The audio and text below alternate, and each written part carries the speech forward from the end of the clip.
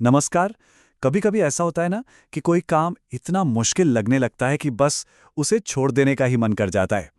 आज हम एक ऐसी ही बहुत पुरानी कहानी सुनेंगे जो ये सिखाती है कि लगातार कोशिश करने से तो भाई नामुमकिन भी मुमकिन हो जाता है। जरा सोचिए, एक नरम मुलायम सी रस्सी और एक सख्त कठोर पत्थर। क्या एक रस्सी पत्थर को काट सकती है?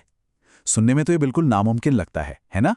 पर यही एक सवाल है जो हमारी आज की कहानी के बिल्कुल केंद्र में है। तो चलिए सीधे कहानी की दुनिया में चलते हैं। कल्पना कीजिए प्राचीन भारत की, जहां बच्चे ज्ञान हासिल करने के लिए गुरुकुल में रहते थे। और इन्हीं सब छात्रों के बीच था एक लड़का जिसका नाम था वरदराज। अब गुरुकुल का माहौल तो ज्ञान से भरा हुआ था। जहां दूसरे छात्र पलक झपकते ही मुश्किल से मुश्किल श्लोक और पाठ याद कर लेते थे, वहीं बेचारे वरदराज के लिए हर अक्षर, हर शब्द जैसे उलझे हुए धागों का कोई बड़ा सा गुच्छा हो। साल पर साल बीतते गए। उसके सारे दोस्त अगली कक्षाओं में पहुंच गए, पर वरदराज वहीं का वहीं खड़ा रह गया। और इस वजह से आश्रम के दूसरे बच्चे उसे ताने मारने लगे। सब उसे मंदबुद्धि कहकर चिढ़ाने लगे। धीरे धीरे वो सबसे अलग थलग, अकेला और बहुत उदास रहने लगा। कहानी अब एक ऐसे मोड़ पर पहुंचती है जहां वरदराज की सारी हिम्मत जैसे जवाब दे देती है। एक ऐसा दिन आता है जब उसके अपने गुरु, जिन्होंने उसे पढ़ाने की बहुत कोशिश की, वो भी उस पर से उम्मीद छोड़ देते हैं। एक दिन गुरुजी ने उसे अपने पास बुलाया और बहुत दुखी मन से कहा, बेटा, लगता है कि विद्या तुम्हारी किस्मत में नहीं है। बेहतर यही होगा कि तुम घर लौट जाओ और अपने माता पिता की मदद करो। ये शब्द वरदराज के दिल पर किसी तीर की तरह लगे। वो पूरी तरह टूट गया। तो अब भारी मन से और शर्मिंदगी के साथ वरदराज अपने गांव की ओर चल पड़ा।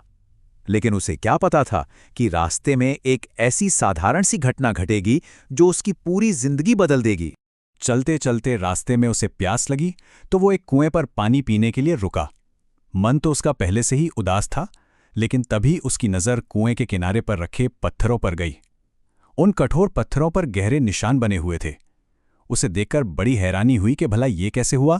उसने वहीं पानी भर रही एक महिला से पूछ ही लिया कि ये निशान कैसे बने। वो महिला मुस्कुराई और बोली, बेटा, ये निशान उस कोमल रस्सी के हैं जो रोज रोज पानी खींचने के लिए पत्थर पर घिसती है। ये जवाब बहुत ही सीधा साधा था, लेकिन वरदराज के दिमाग में इसने जैसे एक बिजली कौंधा दी। वो सोचने लगा कि अगर एक इतनी कोमल सी रस्सी बार बार रोज रोज घिसने से इतने कठोर पत्थर पर अपने निशान छोड़ सकती है, तो क्या मैं लगातार अभ्यास करके, रोज रोज मेहनत करके अपने दिमाग में विद्या नहीं बैठा सकता? बस यही वो एक ख्याल था जिसने उसकी निराशा को उम्मीद में बदल दिया। उसकी आंखों में एक नई ही चमक आ गई। एक नए आत्मविश्वास और पक्के इरादे के साथ वरदराज ने उसी पल फैसला किया, वो हार नहीं मानेगा। वो वहीं से सीधा गुरुकुल वापस लौट गया। गुरुजी उसे वापस देख के हैरान रह गए, पर इस बार वरदराज की आंखों में निराशा नहीं थी, बल्कि एक आत्मविश्वास की चमक थी। उसने गुरुजी से कहा, गुरुजी, अगर एक रस्सी पत्थर पर निशान बना सकती है, तो लगातार किया गया अभ्यास मेरे मन पर भी ज्ञान की छाप जरूर छोड़ सकता है। उसने बस एक और मौका मांगा। गुरुजी ने उसकी आंखों में वो नई लगन देखी और उसे एक और मौका दे दिया। और इस बार वरदराज पूरी तरह से बदल चुका था। उसने अपनी पढ़ाई में दिन रात एक कर दिया। वो हर पाठ को तब तक दोहराता जब तक कि वो उसके दिमाग में पूरी तरह बैठ न जाए। और जानते हैं नतीजा क्या हुआ? उसकी मेहनत जबरदस्त रंग लाई। कुछ ही सालों में वही छात्र, जिसे सब मंद बुद्धि कहते थे, संस्कृत व्याकरण का एक महान विद्वान बन गया। इतना ही नहीं, उसने लघु सिद्धांत कौमुदी और मध्य सिद्धांत कौमुदी जैसे कई महान ग्रंथ लिखे जो आज भी संस्कृत के छात्र पढ़ते हैं। तो वरदराज की इस कहानी से आखिर सीखने को क्या मिलता है? देखिए, ये सिर्फ एक कहानी नहीं है, बल्कि ये सफलता का एक जीता जागता फॉर्मूला है। ये कहानी हमें सिखाती है अभ्यास की शक्ति के बारे में। मतलब लगातार और बार बार की गई कोशिश किसी भी मुश्किल से मुश्किल चुनौती पर काबू पा सकती है और हमें उस काम में माहिर बना सकती है।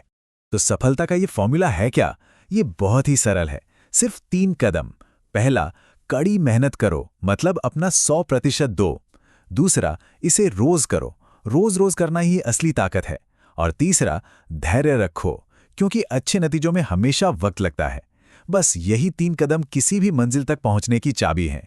तो याद रखिए, वरदराज की कहानी हमें यही सिखाती है कि अभ्यास से बड़ा कोई जादू नहीं है।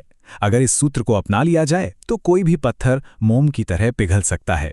अब सवाल यह है कि हमारी जिंदगी में ऐसा कौन सा पत्थर है जिसे पिघलाने की जरूरत है।